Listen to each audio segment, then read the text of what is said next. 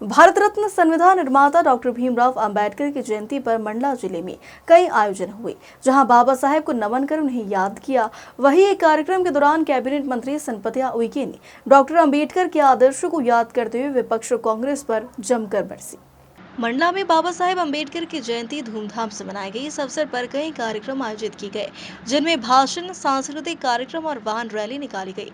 कार्यक्रम में कैबिनेट मंत्री सनपतिया उइके भी शामिल हुई, जहां उन्होंने बाबा साहेब के आदर्शों को याद करते हुए उनकी शिक्षा और समाज सुधार के कार्यों पर प्रकाश डाला।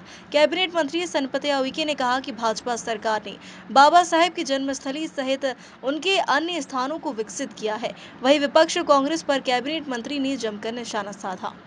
बाबा साहेब डॉक्टर अंबेडकर जी की 134वीं जयंती के अवसर पर मैं सभी को बहुत बधाई और बहुत शुभकामनाएं देती हूं।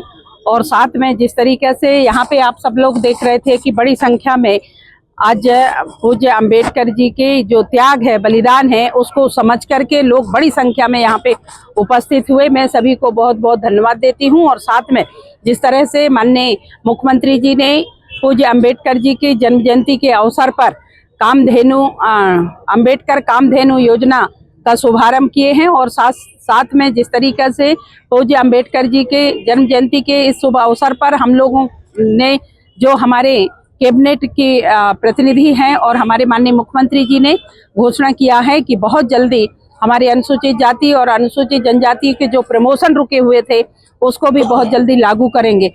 जिस तरीके से पूज्य अंबेडकर जी ने समाज में समानता, भाईचारा, एकता होनी चाहिए, तो निश्चित ही लगातार पूज्य अंबेडकर जी के संविधान में जो उन्होंने जिस सोच को लेकर के संविधान का निर्माण किया है, तो आज वो धीरे धीरे हमारे इस धरती में दिख रहा है, समानता भी दिख रहा है। और आप सब लोगों को मैं बताते हुए मुझे बहुत हर्ष हो रहा है कि जो लोगों में भेदभाव, छुआछूत थी, वो धीरे धीरे खत्म हो गया।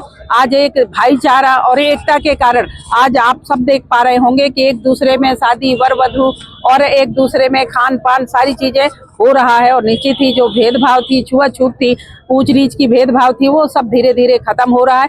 मैं पूज्य अंबेडकर जी को हृदय से बहुत नमन करती हूँ और सभी से अपेक्षा करती हूँ कि जो पूज्य अंबेडकर जी ने संविधान के निर्माण में जिन्होंने वो सारे बिंदुओं को उन्होंने इंकित किया है, उन सबका हम सब लोग मिलकर के पालन करें। धन्यवाद। निश्चित रूप से संविधान सबको समानता प्रदान करता है, अच्छी बात है, लेकिन संविधान को लेकर एक बड़ी बहस छिड़ी हुई है। खासतौर पर कांग्रेस का आरोप है कि वो संविधान का सम्मान करते हैं और भाजपा कांग्रेस संविधान का अपमान करती है। कहाँ तक उचित? मैं आपको बता दूं, ये भारतीय जनता पार्टी की सरकार जब से आई 2014 और उसके पहले जब अटल बिहारी वाजपेयी की सरकार थी, तो अटल बिहारी वाजपेयी ने सबसे पहले पूज्य अंबेडकर जी को भारत रत्न उन्होंने दिया और सम्मान किया।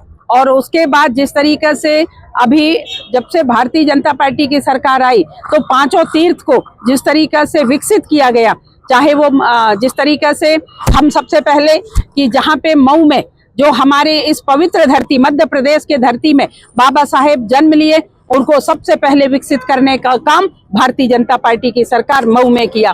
और इसके बाद जहाँ पे शिक्षा लिए माननीय अपने पूज्य अंबेडकर जी ने मुंबई में जब जहाँ पे शिक्षा लिए और बहुत पैसे और बहुत ज्यादा अभाव के कारण से उन्होंने मुंबई में शिक्षा ग्रहण किया, वहां पे जहाँ पे शिक्षा लिए उसका भी विकसित सबसे पहले देश के यशस्वी प्रधानमंत्री जी ने किया।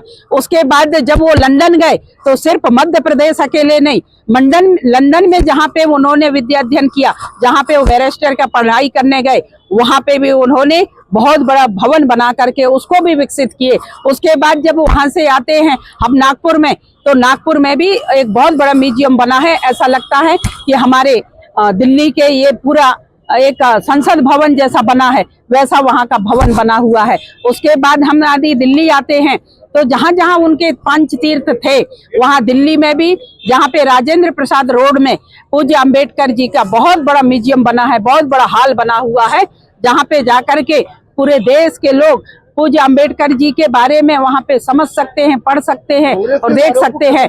जिस तरीके से कांग्रेस ने हमेशा आरोप लगाती है, और मैं ये दावे के साथ कह सकती हूँ कि जिस तरीके से भारत रत्न से लेकर के और जितने जगह पंचतीर्थ बने हुए थे भारतीय जनता पार्टी की सरकार ने बनाई है, उन सब में आज मैं कहना नहीं, सिर्फ वो कार्य रूप में परिणित किए हैं। और उसका जीते जाते उदाहरण आप लोग 5 तीर्थ में जाकर के देख सकते हैं। ये भारतीय जनता पार्टी है, और भारतीय जनता पार्टी हमेशा संविधान के साथ रही है, और संविधान के हिसाब से न्याय दिलाने का काम, जो वंचित शोषित लोग रह गए हैं उनको आगे बढ़ाने का काम कर रहे हैं। आरक्षण की बात है, जिस तरीके से लोग बार बार जो भोले भाले लोग हैं उनको गुमराह करते हैं, आरक्षण वही है और हमेशा आरक्षण वही रहेगा। और जिस तरीके से संविधान है, संविधान को कोई भी व्यक्ति खत्म नहीं कर सकता, न छेड़छाड़ कोई नहीं कर सकते। Thank you. राहुल गांधी क्यों ऐसी अनाप शनाप बातें करते अब हैं? वो उनका काम है, मैं उन पे नहीं जाना चाहूंगी, पर मैं इतना बताना चाहूंगी सरकार के तरफ से, सरकार हमेशा संविधान का सम्मान किया है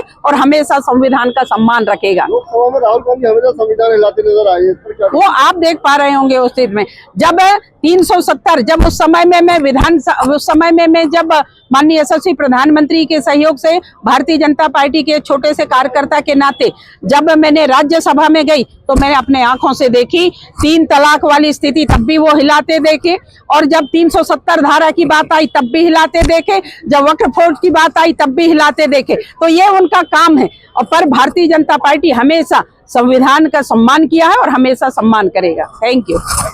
वहीं गोंडवाना गणतंत्र पार्टी के प्रदेश अध्यक्ष इंजीनियर कमलेश तैकाम ने प्रदेश वासियों को डॉक्टर अंबेडकर जयंती की शुभकामनाएं देते हुए कहा कि बाबा साहेब द्वारा बनाए गए संविधान से ही आज नागरिकों को उनका अधिकार मिला है। कि आप आए सबसे पहले तो मीडिया के माध्यम से भारत रत्न बाबा साहेब अम्बेडकर की जयंती पर हम सबको अपने उदार वचनों से अनुमोदित करने का कष्ट करें। निवास विधायक बहुत हार्दिक शुभकामनाएं।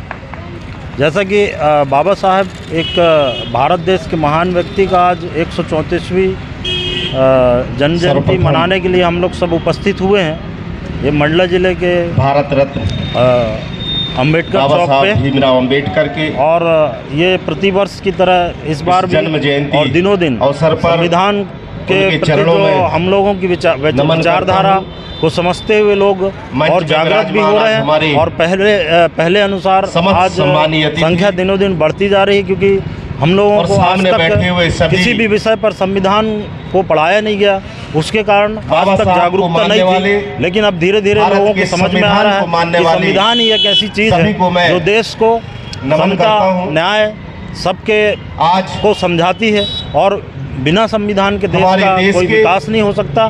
देश जो है संविधान से चलता है, ना कि किसी पार्टी या प्रधानमंत्री या राष्ट्रपति से चलता है। कहीं ना कहीं पूरा प्रशासन हो, शासन हो या कोई भी व्यक्ति संविधान से ही चलता है। जिन्होंने तो इसी को संविधान का निर्माण किया, इसी के परिप्रेक्ष्य में एक आयोजन किए और दिनों दिन जागरूकता के माध्यम से हम संविधान की ओर सबके लोगों को विकास जागरूक कर रहे हैं और प्रतिवर्ष अम्बेडकर की जयंती मनाते आ रहे हैं।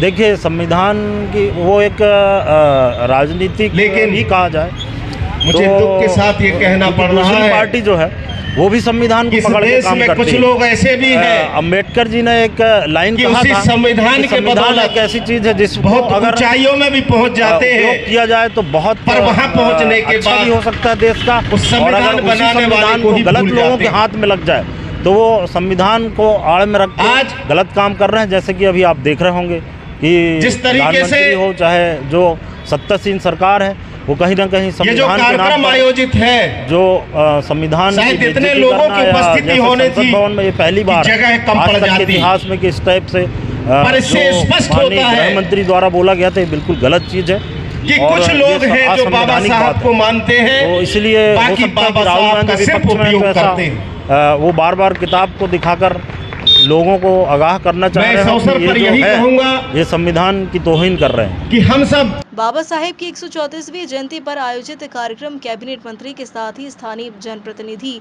शामिल हुए, जहां उन्होंने डॉक्टर अंबेडकर के आदर्शों पर चलने की बात कही।